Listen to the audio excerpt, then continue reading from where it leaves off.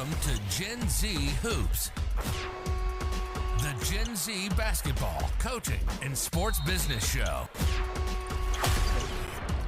What's going on, guys? Welcome back to another episode of the Gen Z Hoops podcast. Today, I'm joined by the former general manager and head coach of Wizards District Gaming, Patrick Crossan. Patrick, how you doing today, man? Ashton, I'm doing great, man. It's a little rainy out here in Philadelphia, but we'll be all right. Usually it's always sunny, so Oh yeah, of course. It's the same out here in New York. I can't wait until the sun gets back. I know we had such good weather for the past couple weeks, and then it's just been raining, the past couple. But that's all right. Summertime's almost here. Yeah, I'm praying Memorial Day is nice. Get a nice little barbecue and beach trip going. Go You to know the what I mean? beach. Yes, that's what I'm planning that too as well. So let's jump right into it. So you basically started covering high school football and basketball as a journalist, correct? Like, how did those early days in like sports media shape your communication and also your leadership style? Yeah, so I actually went to college for journalism, public relations. I always wanted to get into, be a sports reporter. Probably covering NBA was like my goal, and yeah, I just graduated college, and the first job of a sports journalist is covering high school football. So I got to do that for like my local paper in the county where I'm from, in Delaware County, Pennsylvania, and that was just an awesome opportunity. I mean, you're on deadline, you're going to games late at night, and it's, you also have to copy the stats and report the stats accurately while you're watching the game, come up with the story while you're watching the game, and then also who you're going to interview, like where are the matchups, where are the good players, are there any college recruits that you should be looking at? So it's kind of like a whirlwind experience, and honestly, like it prepared me a lot for life in general. And I would say if anyone has the opportunity to like freelance and do that, that's just amazing because after the game, you're essentially getting in your story within like 30 minutes to an hour. And that depends on when the game is on Friday night. But it was a great experience because I learned how to talk to people. I learned how to interview players and coaches, and some coaches, have that kind of ego where they may win a 7-3 game and they think that they did everything right. And then there are some coaches who just will tell you stories for hours and hours, and it's like, I got a couple of questions, I got a deadline in 20 minutes. I just need the basic facts. So kind of helped me prepare and like communication, learning what to figure out, what do I want to ask people, what's the story I want to tell, and just get right to the point. So I think it helped me build those skills that I later transitioned into my role as general manager, head coach, and it helped in a lot of the interview process when I was looking for players too. So growing up at like that stage, which one did you like to cover more, football or basketball? Uh Honestly, I like football a little bit better for some reason. I think it's definitely easier. You get a little break in between plays, so you can kind of like get your thoughts into to paper as you're going. And I don't know, it's just like a thrill of like high school football on Friday nights or Saturday early mornings. And, it's just very unique in that aspect. And especially in my area, high school football is pretty big, and I think that's the case almost anywhere in the U.S. But it's just awesome. And sometimes you get those matchups that are like back and forth. The offense scores, the other Mhm. offense scores, and literally all game it's just going on like that. It's just a high profile scoring game, and those are the most exciting. And it gets down to the wire. It's like one team's got a chance, 20 seconds left. What player are they going to run? Is the defense finally going to get a stop? So, definitely high school football was it was a thrill for me. Yeah, Friday night under the lights, nothing can match that in my No. opinion. I went to a boarding school actually, and Mhm. my old roommate used to run like the head like communications, like he was like the Yeah. announcer. So we all used to like pack into like the booth Yep. and see like all the control panels like going on and him like announcing everything. So that experience was insane. I can agree with you on that note. Yeah, it's fun being in the booth. And then also like when I got more confidence, I would go on the field, so stand Mhm. behind the teams, and you hear a lot more, talk from the players and coaches, which is, you may not be able to print it all, but it's still, Mhm. interesting to hear those conversations and what's going on during the game. So it's like you're a part of the team without being a part of it. You're just kind of a Mhm. bystander, viewing what's happening in real time. It's like what's really being said on those headsets, right? You know what I Yep. mean? And as a fan, as a sports fan, you don't always get those deep conversations going on. So Mhm. as a sports reporter, you're really up there, and you can kind of get an idea of what the coach is trying to do, what the players are trying to do, and if they're going to execute it or not. So, what first drew you into the world of esports and competitive gaming? And basically, when did you realize it could be a career path for you? Yeah, so I mean, I've always played video games growing up. I've always loved sports games. I grew up playing sports, basketball, baseball, played a little football. Basketball is always my first love. I'm 5'8", so unfortunately, like, going on to college and, the pros probably not realistic for me. So I always played and I always loved NBA 2K, and I would always play my friends like middle school and high school. And, I like to say I was a little bit better than them. So for some reason, I kind of got the game at a higher level.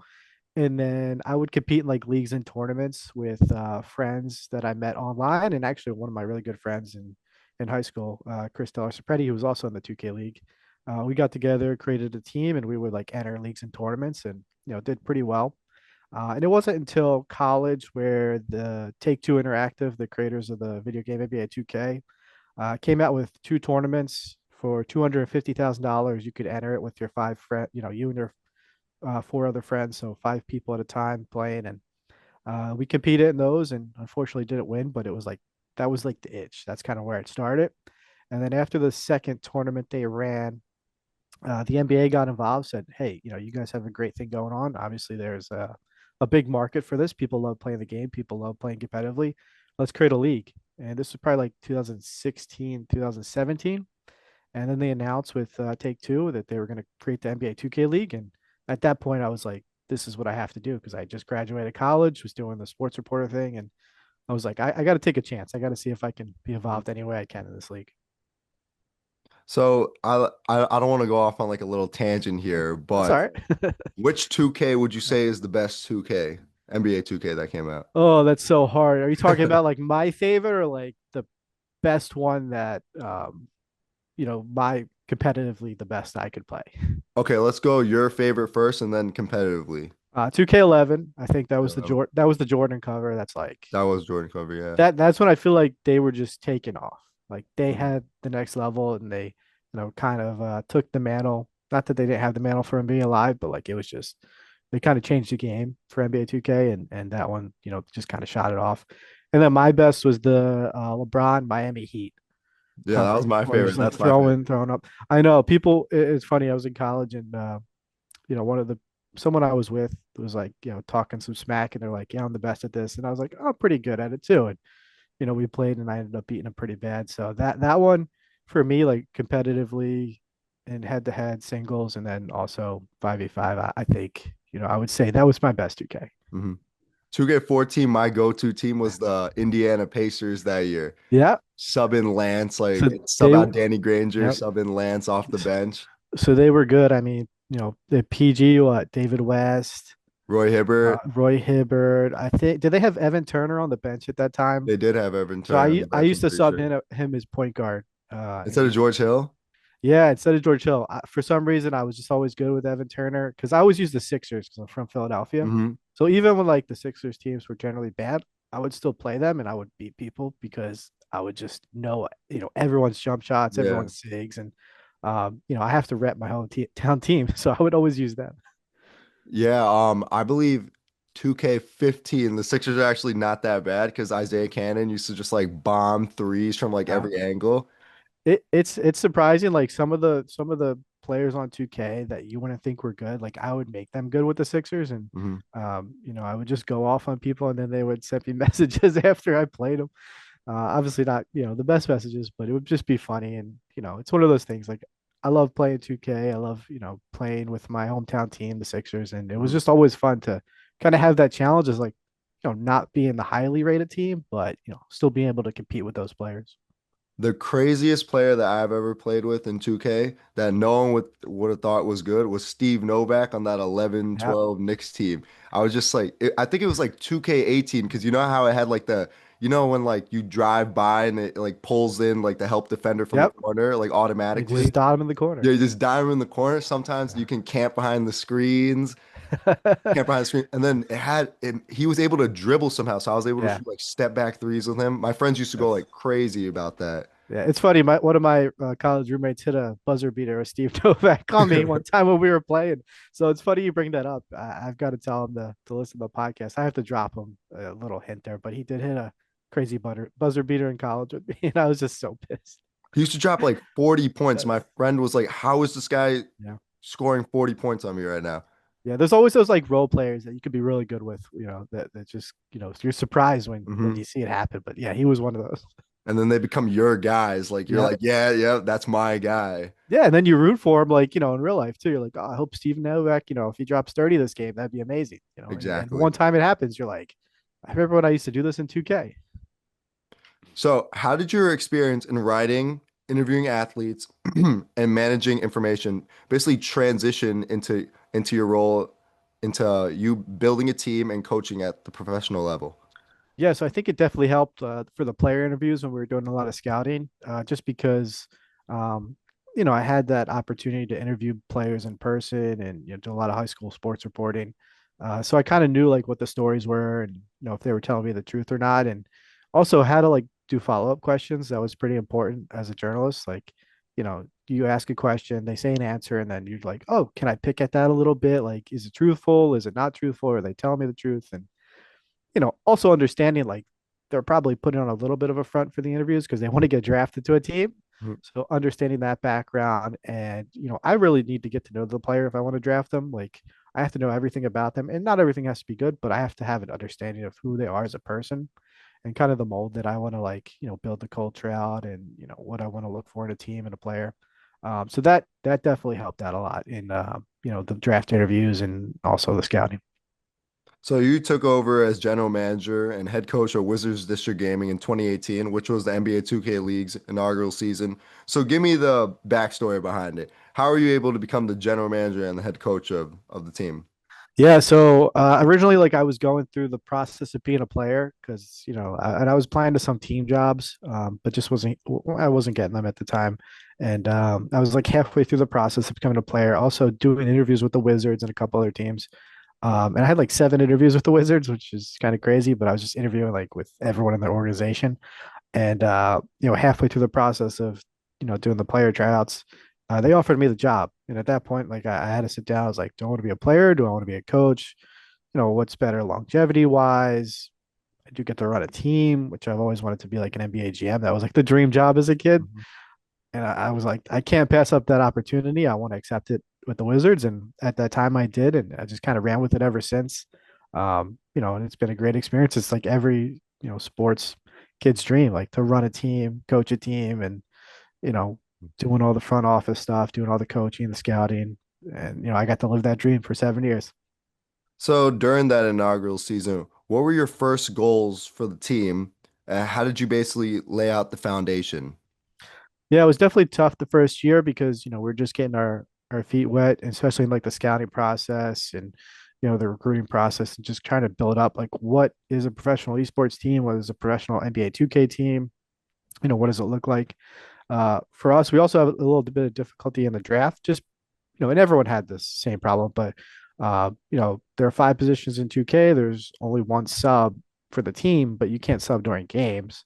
Mhm. So when we draft it, you could only draft one point guard. So once you drafted a point guard, all the other point guards that are listed in the pool, you can't draft them till like the sixth player. And at that point, there's not many players left, and it doesn't really matter at that point. But uh, so for us, it was identifying what positions are most important in 2K. We identified, for my time is playing a lot of leagues and competitively, the point guard's most important, center's most important, and then you kind of build out your team from there. So that was difficult because some players who are really good at one position, for some reason, qualified as another position. So if we had, a point guard that we already drafted and there was another point guard, but he's a better shooting guard, we couldn't draft him. So we kind of had to lay out our team like that and identify, the players and the positions that were most impactful. And we kind of went from there. And we had a lot of success. We made the playoffs that year. I thought we did a great job. We had a chance to win. Unfortunately, we lost in the first round, but we had some good talent that first year, and you always want to make a good impression. The first year of anything. So as we all know, from from team sports, every team basically has like a culture. What was the process of creating WizDG's or organizational mission and the team culture basically as well?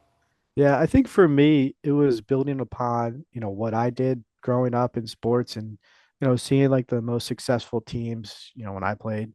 Um, was it the relationships with the coaches? Was it the relationships between players? Was it just talent? I mean, what does it take to get to the next level? Is it scouting, preparation for games, practice? So it's a little bit of everything. But first and foremost, like I come from a family of sports oriented people.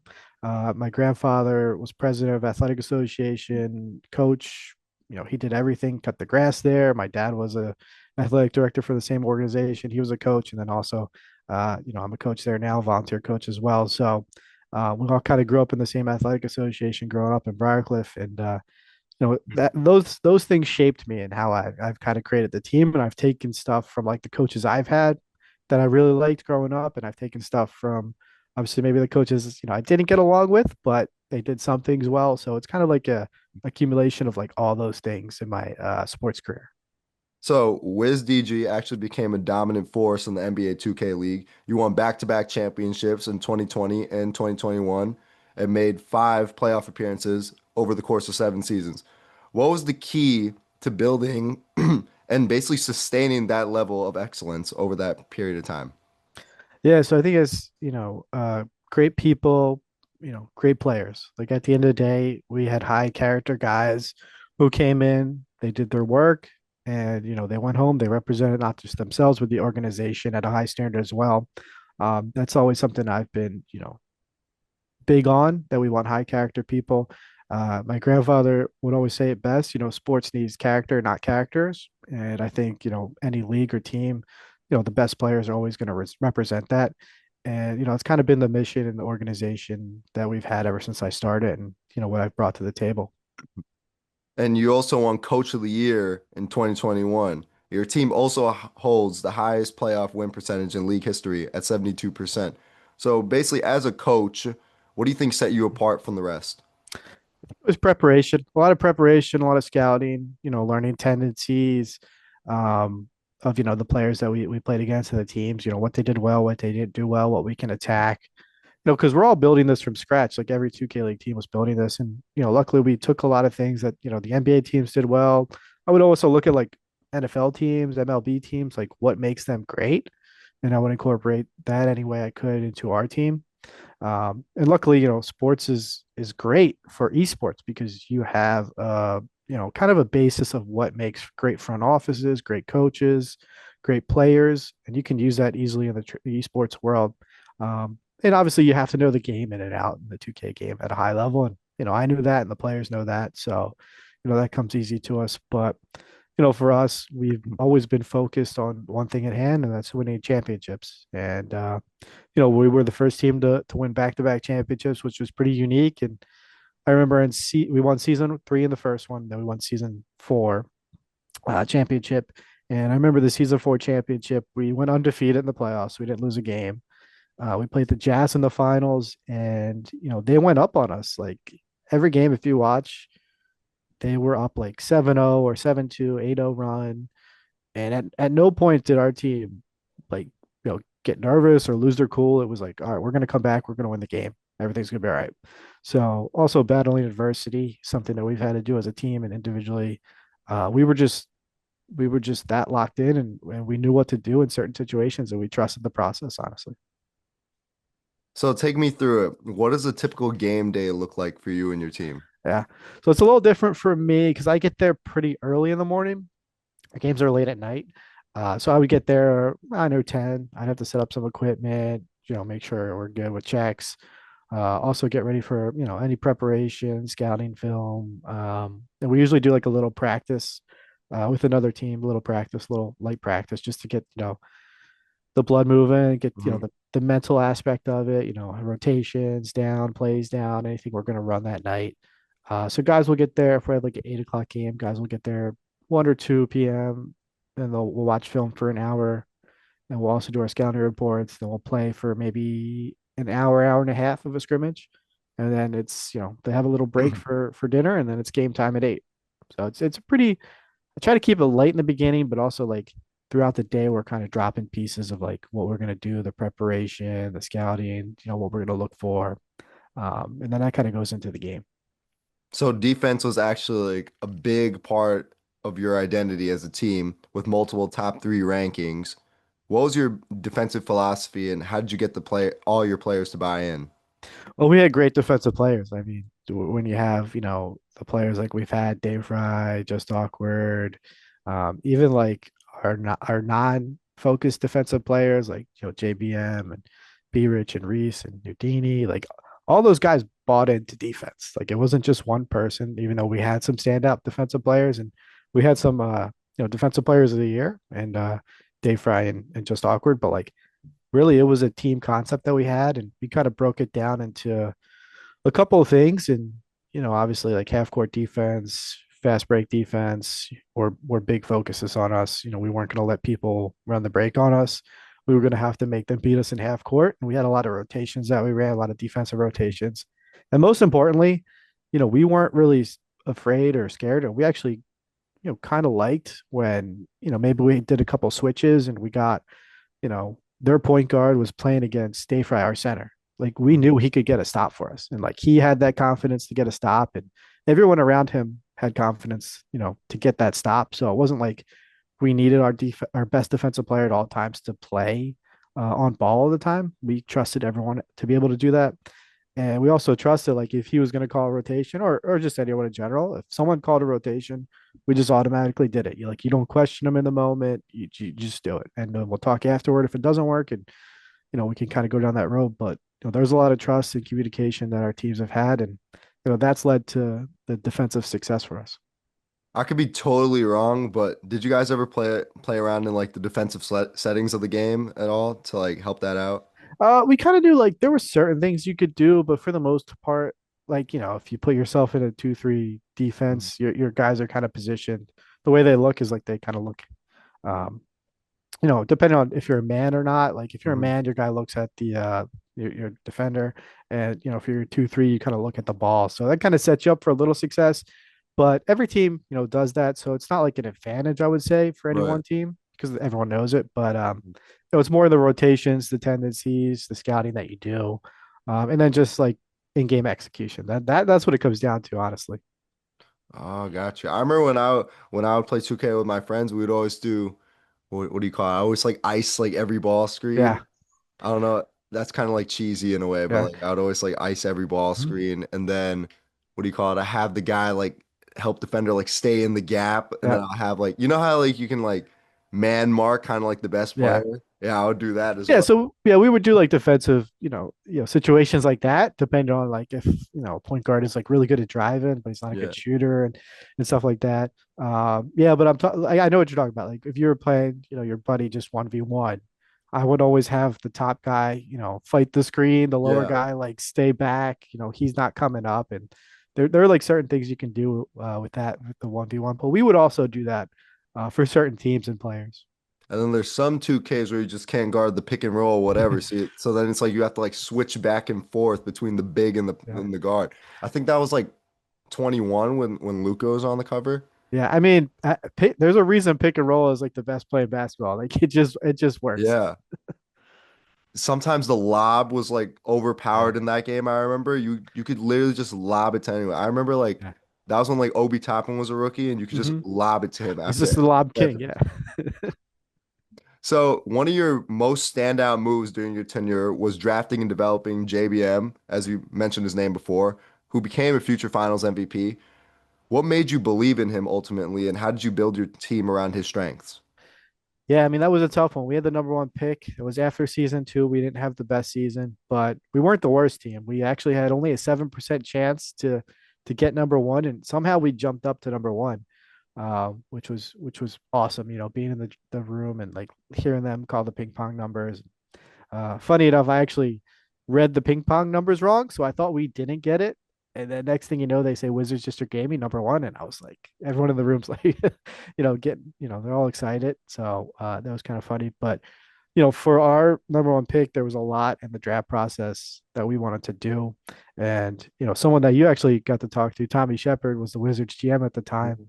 and I got to work with him. We brought him in, just kind of picked his brain. What does he look for in the draft process? Is there any resources that he uses, especially at the NBA level? And he helped us set up. We had a sports psychologist that did draft interviews, so they build a little profile on their mentality on the top picks that we had. And we had like four of them, including Jack, and that we were looking at seriously. And we narrowed down over time. Obviously, for me, like the scouting, the talent evaluation, like I got that down pretty pat, I like to think. So that was me.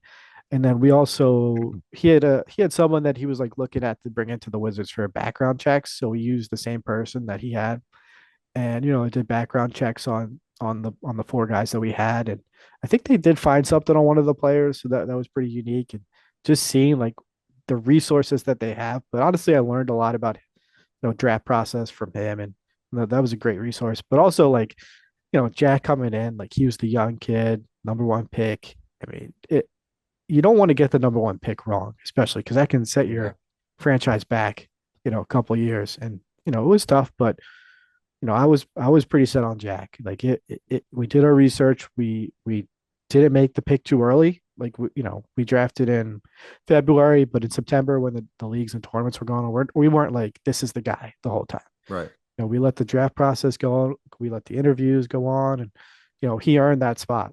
And then also, like he had to earn it every game, every practice after that. And just to speak to like his level, there was a couple of times during the season, that first season we had him, when we would go into practice and or for a game night, and I would get there like 9 or 10, like I said, and we'd have a game like 6 or 7, and he'd already be there like 7 or 8 a.m., like just dribbling around by himself, just shooting around, like doing some film. So he had that mentality to be great, and he wanted to be great, but he also had the talent to back it up. So getting a player like him totally changed our franchise. I mean, he came in, played 2 seasons, won 2 championships, and retired on a high note. I mean, there's not a better career you could have asked for. And, just watching him kind of evolve over those 2 years was amazing. But he's always had that drive and the talent to want to be great in whatever he does. So when it came to managing a team in the locker room through rough patches, including those mid-season slumps, because every team basically goes through that, how did you maintain stability and gain momentum? No, I think it's about knowing the relationships of your players and the relationships they have to each other. Um, you know, you want to see how people are affected when adversity happens, especially when you're going through a losing slump, or, maybe you lose like a game, you're up like 10 points with 90 seconds left and you just throw the game. Um, you want to see how people work through that. And there are different, ways people work through that. Some people just want to dive in the film. Some people need to take some time off and then they'll get back into it. So knowing those relationships, and there was definitely a rough point the first season that we won the championship season. It was season 3, and we had like a really bad practice or something, and it was the pandemic just happened. So I think we were all on a little edge because we couldn't leave our apartments. We just Right. had to be together, and we had a horrible practice. I'm talking like one of the worst practices you'll ever see scrimmage wise. It was just bad. So, I get on there and I'm like, I kind of get on the guys. I'm like, all right, everyone get their running shoes. We're going outside. And I kind of scared them a little bit, but I knew what I was doing. And so I went outside in this parking lot next door to our apartment. And I just set up like these fun games to do, like cornhole, can jam. We did like races, just like friendly competitions. Hmm. And I wanted to scare them at first just to make it a little fun. And when they got out there, they realized what we were doing. So we just had like, these fun competitive games that weren't 2K related, Yep. but I think that really needed to build our trust in each other. And it was like a great opportunity to like let the stress of that Yeah. practice go, let the stress of, the pandemic go. And, if I didn't have the relationships with those guys and they didn't have the relationships with each other, it wouldn't have worked. But, they really needed that. And I understood that they needed that at the time. And it brought us together closer as a team. It was one of the, events that probably brought us closer that year.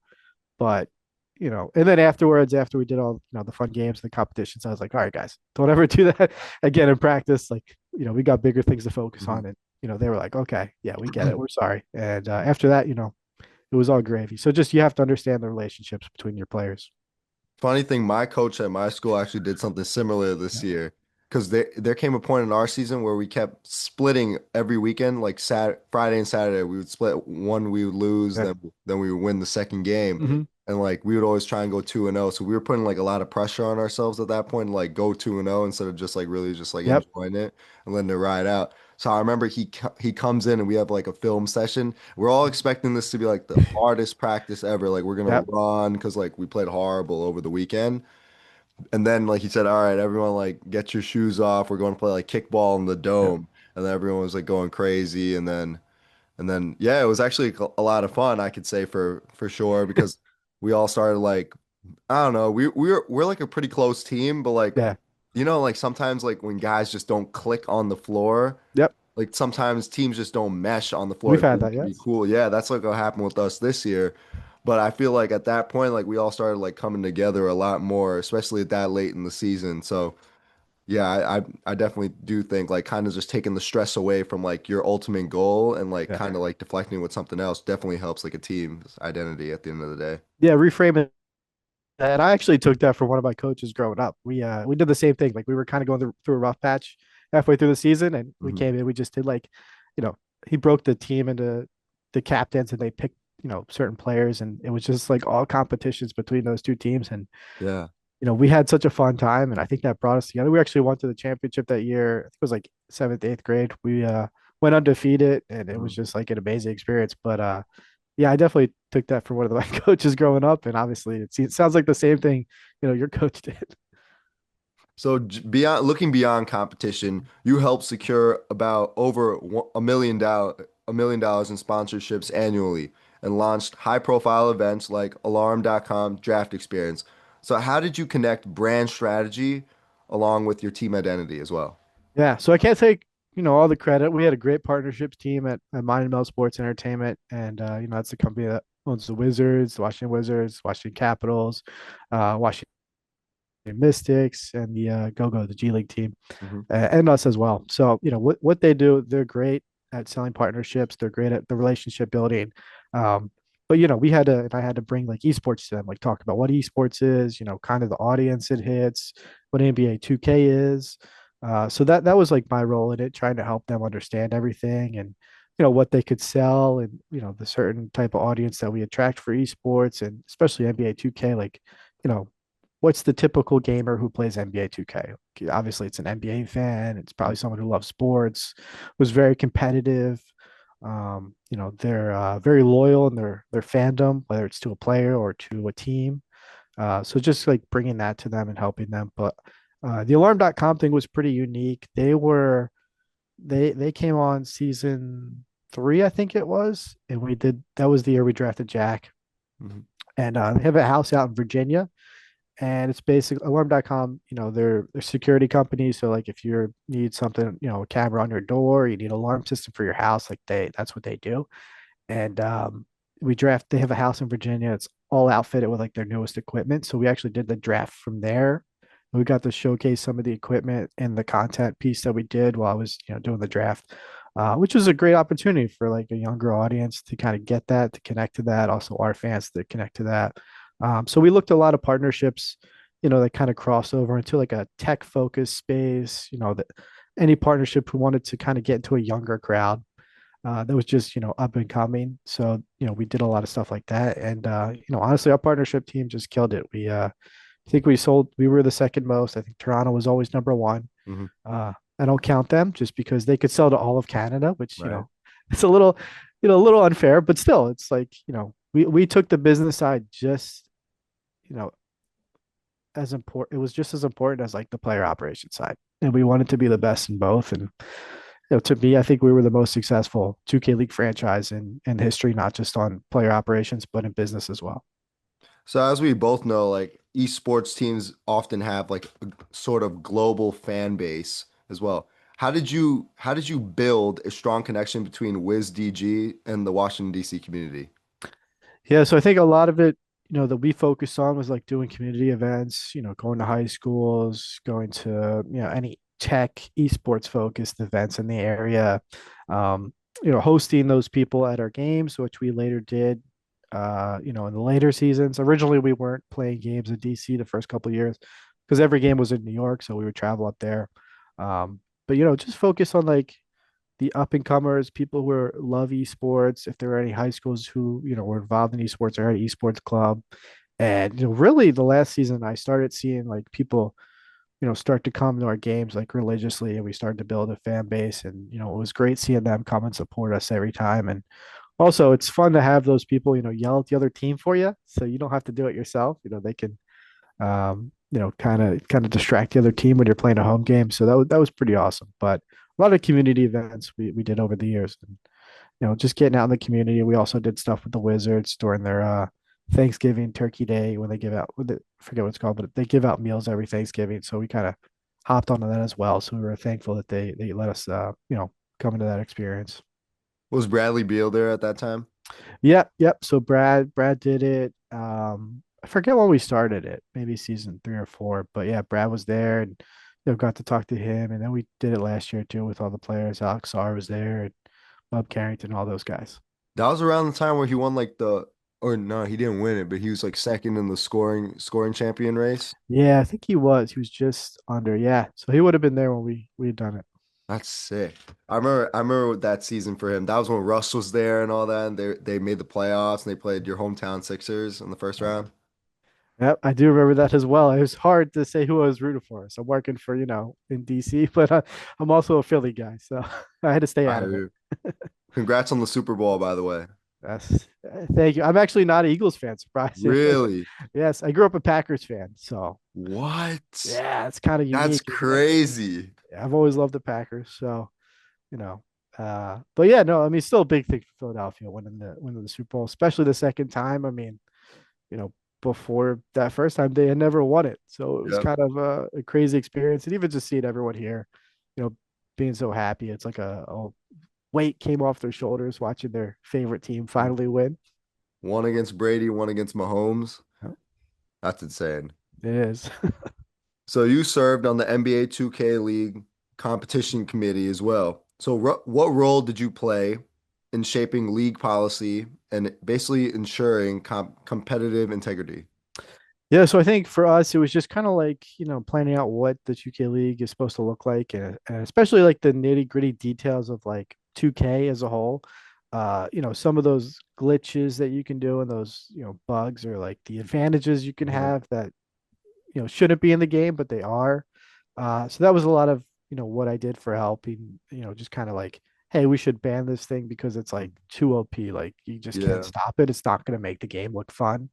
Um, and you're just gonna see like back in the old 2K do like spin dunk and like it was Hmm. unstoppable. So it's like picking up those things and helping the competition committee say, all right, we got to ban this and this is not going to make the game look good, or kind of shaping how like the league is supposed to look. So we did a lot of that, and it's awesome to be able to do that and to say you had a hand in helping kind of shape what the league looked like and a lot of the policies that came up with because this is all new and you're at the forefront of like being the first to ever do it. Right.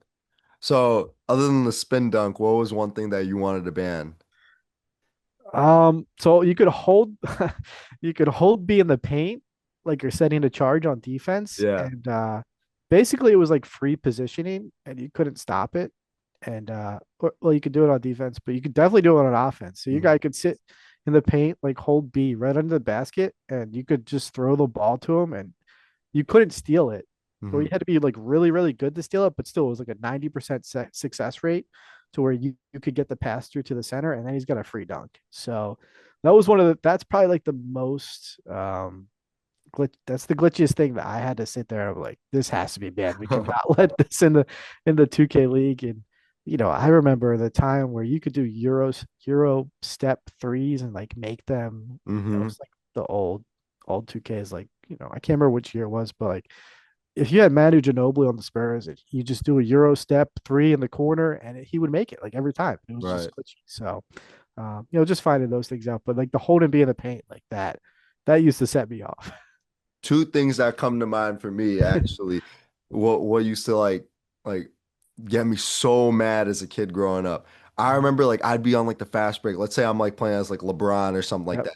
Then the guy I'm playing against, like he's just like taking a charge. You know how like sometimes the charge like sucks your defender, Yep. your player in, and it makes you run into him, and I'm like controlling my guy to go the Mhm. other way. That would piss me off. I can't even lie, Yeah. because it's like I'm running away from him, and it sucks me in to like make me run The into him. charge. Yeah. Yeah, that. And then like if you're playing against like Kyrie or Curry, you can do that momentum thing. You Mhm. can, and like you like not like a zigzag cheese, but like if you roll the R stick like in Yep. some certain way, like he gets like a lot of momentum just off his like in and Yeah. out handle, Gets and then he a gets filled momentum up. boost and it's just like Yeah, that's that unfair, man. I would be so annoyed at that because I can't guard that. Yeah, we had the stiff arm season one, so like you could like literally just throw someone off you and it would Yeah, just be yeah. like a free, layup or dunk. So we had to ban that. Um, but yeah, it's so funny how like those things come about. It's like Hmm. one person finds it and then like everyone knows how to do it. And Hmm. for a league, obviously we have to ban those things, but like if you're just playing at home, like you're gonna of course use it probably at certain times. So yeah, it's funny you said that. I used to be really good at taking those charges. So if you ever played me, you'd probably get pissed off back in the Oh day. my God. My friend used to come over. I used to like want to like throw the controller at the wall or something like that. We'd be like screaming, and my mom would have to come up and like tell us like shut the game off. Yeah, yeah, no, I got so good at it. Like I knew the spots you could take the charges and like Hmm. where it would suck you into the animation, and Yeah. you just couldn't do anything about it at that point. So, and it was, it's fun. It's just fun knowing those intricacies. And back then we didn't have like YouTubers and content creators. Like Right. once they find that, it's on the internet. And someone's Hmm. posting, all right, here's a new glitchiest move. But like back in the day, you kind of had to find that out yourself, or like a friend Exactly. found that out, and you would ask him how to do it. And that would be the fun part, is like knowing something someone else didn't know and then Mhm. teaching them. I know like this might be like a little different, but like there was one 2K, I think it was like 22 or something like that, where like the badges actually like came into like full effect. So like let's say like I had like Chris Paul, he has like Hall of Mhm. Fame dimer, and that's when he was on the Suns, right? Yep. That it was like an automatic assist three. Like you could just like chuck it to like Devin Booker in the corner. It's not like he was drilling it, and no matter Yeah. if it was like slightly late or something like that, he was Yeah. drilling the shot just because of the dimer. Yeah, you could be like, 100% contested, like it still Hmm. it still goes in. So yeah, some of those badges were OP, and that's also another thing we worked on the competition committee, like making the builds for the league, and also like what badges are too OP. Oh my Should we God, what was turn that? them down a little bit, or should we bump some up? Intimidator. That was the most Uh, annoying badge. You guys like it's not as like prevalent in the game right now, but I yes. remember like the old 2Ks when I was in high school, Mhm. Intimidator. Like you'd have like Giannis around the rim. You could not Not make a scoring. layup. You're Nope. not scoring. Nope. And the And you could badge have would like pop up. 99 layup. It doesn't Yeah. matter. You can have takeover or something. He's missing the dunk. He's missing the layup. He's missing like a jump hook. I'm just sitting there like I can't do anything about It this. ebbs and flows. It'll come back one day. Don't you worry. I promise you that badge in some type of way, it'll be named something different. It will come back and it will be OP. I promise you. Bring back the zigzag. I mean, not the zigzag cheese. I mean the blow by cheese. Yes. No, in 2K18, bring that back. That was Yes. good. If you play as like Russell Westbrook Yeah. in like 2K18, that was the best His thing. speed's too quick. You just can't guard him. And that was when MVP Westbrook, he can like shoot those pull-ups Yeah. and everything. Yeah. Kick to Paul George, Mello in the corner off that. Oh man, sorry, I started going a little bit. Sorry, this is every time like you talk about 2K with someone, like they start reminiscing of like some, Yeah. they're back in the day when they used to play with their friends, and there were certain players that like just kind of either ticked them off playing against, or like they were really good with, and they're like, I love playing. Rudy Gay back in the day, he Ooh. was like OP. Gerald Green on the Suns. Gerald Green on the side. I used to be really good with J.R. Smith too, Oh my especially when he was gosh. on the Cavs. Yeah, that his jump shot changed. If you look at his Yeah, jump shot from like I want to say like 2K15 when he was like on the Knicks slash yeah, Cavs, and then 2K17 it became like that more like high arcing, like kind of like turn to the side yeah. jumper. Yeah, wow, man. We Oh, could sit and talk yeah, all day. I we could bring keep up a million going, players. man. Let me get back to it actually. Sorry about that. So in 2020, you actually helped USA Basketball build the first national team for FIBA Esports Open 2, which actually went on to win the North and Central American Conference Championship. What was it like to design that team, and how did it feel to win the championship? I mean, it was definitely awesome, and the experience of like just being involved with Team USA, and we had a panel of people, not just myself.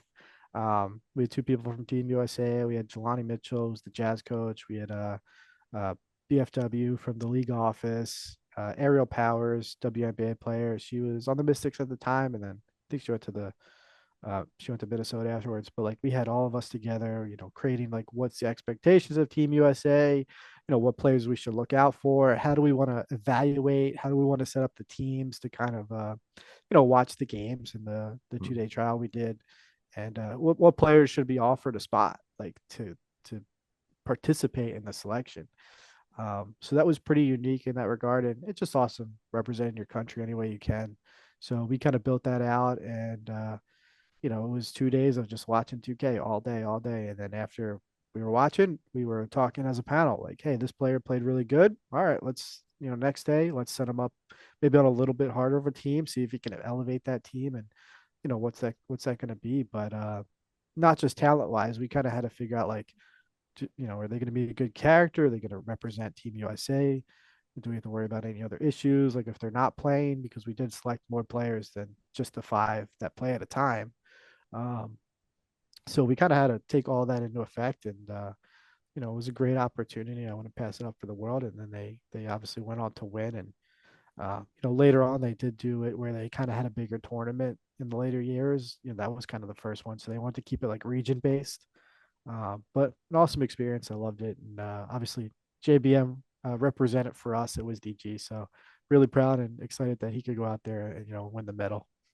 So after 7 incredible seasons with WizDG, what's next for you? Do you see yourself continuing coaching, working in a front office, or something entirely new? Like what's next for you? Yep, still figuring it out myself. I am coaching right now. Surprisingly, not players who are as old as I coached. I'm coaching my kids, and we're doing t-ball right now. They're my daughter Danielle is 4, my son is 2, Declan. So we're doing t-ball right now, and then also I coach basketball in the winter for them as well. So Mhm. just an awesome experience. It's definitely different. You're not competitive. It's just about bringing like the fun of the sport. So to kind of get back to those roots and like you just want to see the kids have fun and like learn some fundamental skills that they can bring on to the next level. It's different. I love it. Yeah, I'm at the same athletic association my dad and my grandfather coached and volunteered at, and we're president, ran it, athletic director. So for me to like continue that is pretty important for my family and for myself as well. Just making the atmosphere fun. But I would love to get back into coaching, whether it's a little bit older maybe, and middle school, high school, or even working for an NBA team would be great. So still trying to plan my next steps. May go back to school for something. I'm kind of looking into maybe a couple degrees I might want to get, masters, but just kind of playing it by ear right now, and doing a lot of research and spending a lot of time with my kids, because there were times in the 2K League season where I was on a lot of the time, or I was traveling, and I did miss my daughter's like first steps or her first Mhm. words. So that kind of like affects you, and it definitely Yeah. like refocus like what I wanted to do, and just taking care of my kids a little bit more and being more involved in their life, which is great. But it's fun doing those volunteer coaching hours, especially for T-ball, man. 90% of the time they're playing in dirt, then 10% of the time they're either swinging the bat or they're actually paying attention in the field, which is it's Right. just fun to see. It's just controlled chaos. So what advice would you want to give someone who wants to follow in your path, whether that's breaking into esports management or building a pro team from the ground up? Yeah, I think for me, the advice I would give is just, you have to figure out what you want to do. If you're going to like esports, you obviously have to know the esports title very well. So for me, like I had the background of competing in tournaments and leagues for 2K. Like I knew all the semi pros at the time before the league even started. So I knew who was good. I knew all about the character issues on and off the court. Um, I kind of had that background. So you got to know your title very well, whether it's like you're getting into traditional esports like League of Legends, Smash, Valorant, Marvel Rivals, whatever it is. You kind of have to know the ecosystem, and don't be afraid to reach out to those professional teams or professional players and like try to build that relationship. I think this comes back to like the journalism and public relations aspect that I grew up you know doing essentially in college and after college. Like most of these people want to help you. They're going to want to answer questions that you have, ask about their life, ask about like managing a team, what it's like to work for a company, how do they get started. I think a lot of people want to help. And, if you're going to be out there and you're going to ask questions, like they're going to want to help you. And even if they don't answer you, you go to the next team and the next player and, ask a question. Someone's eventually going to, get to you and answer your questions, become a relationship that you can build with. And you never know, like relationships are so important in life. It might not help you right now, but maybe a year later that player or that coach or manager remembers the conversation you had, and you keep in touch, and they're like, hey, I got a spot in this team and we really need some help. Are you able to help us out?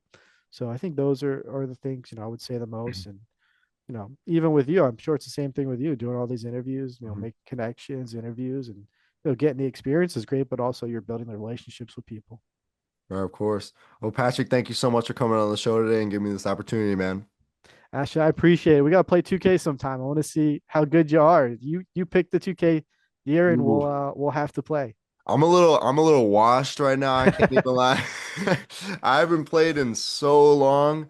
I'm I'm not like, as good as I once was, so I'll say that too. But we could play like an old 2K. That's where we gotta we okay, gotta go. okay. You let me know. You let me know. 2K16. I'll let you pick my team. Really? You could pick my. Yeah, I don't even have You could be the best team, which is probably the the Heat Warriors or the Warriors. or the Warriors. 2K16. 2K16? Yeah, I think that was LeBron cover, but 16 was the what was it? that was the Steph Curry, Steph Curry, KD AD. cover, I think. But whatever, maybe 14 was the LeBron cover. 14 was LeBron, yeah. Whatever that game, you could pick my team, That was my favorite and you could game. play as the best team. And you probably wouldn't beat me. That All right, was let's set it up. Let's set it up. I'll take you up on that precedent. challenge. Let's set it up, man. I appreciate it, Ash. Thanks for listening to Gen Z Hoops. Make sure to follow, like, and subscribe on Instagram, LinkedIn, and all major social media platforms at Gen Z Hoops. You can tune in and subscribe on Apple Podcasts, Spotify, YouTube, and every other podcast platform on the planet. Get ready for the next episode.